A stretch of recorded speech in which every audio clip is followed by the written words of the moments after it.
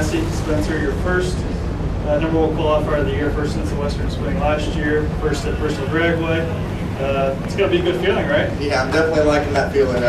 Having the number one spot, being qualified or being the points or being just the winner after the end of the event, it's always a plus.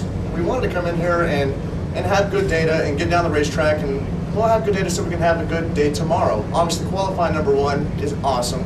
And then today it was a little tricky conditions because it's hot. Everybody's struggling to try to get down the racetrack. We backed it down enough to where it only went at 394, but it went down the racetrack. We have data for tomorrow. Tomorrow's going to be very similar conditions, so I'm excited. I'm ready. I have confidence. Going into race day, from that position. Well, obviously we have to run the number 16 qualifier, so we don't necessarily have to go out and try and run low ET or try and be the fastest guy out there for round one. But there again, we just need to go up there and run the lane, run whatever the conditions put to us, and try and get the round win.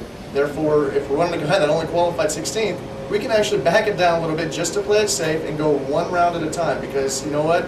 You can't look forward to the semifinals or even the second round. We have to race the person that we're racing right now, not looking forward. So one round. You always wonder, like multi-car teams, how much information is shared. But with all the success Tony's had here, I mean, how much have you guys leaned on his team this week? Well, we all share our information with Don Schumacher Racing, especially the Army car and our car.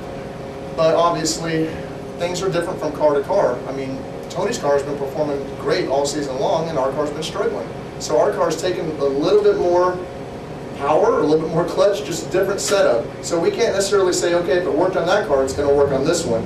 Like yesterday, we saw Tony go out and have a malfunction, and it exploded. Well, that's just something that happened. So right now, we're basically racing ourselves.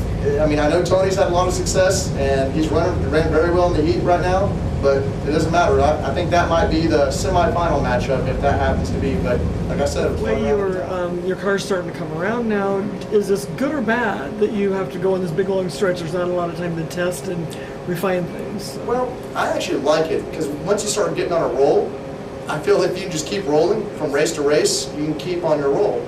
But talking about testing that, we're planning on testing on Monday here to make a few test runs just to work out some test parts, and not really test parts, but just stuff that we haven't had time to test and see what it's actually going to do if we turn a knob this way or that way. So we're going to come out here and make 2 or 3 runs and see if the car performs. And if it does, it does. If it doesn't, it doesn't, because it's data.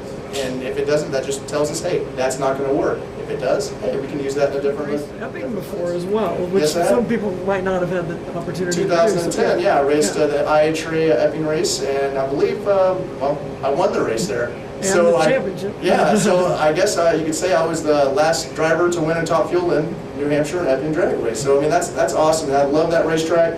Yeah, the track surface itself back then was amazing. I'm hoping it's still the same now. And the folks up there, they come from Canada, they come from all over the Northeast. The Canadians up there, they're a lot of fun, and they love drag racing. I can't wait to get up there in that part of the country to be able to get fans from another country to come to us, and fans from Vermont and New Hampshire that generally don't get to come down and see Mellow Yellow and entry drag racing.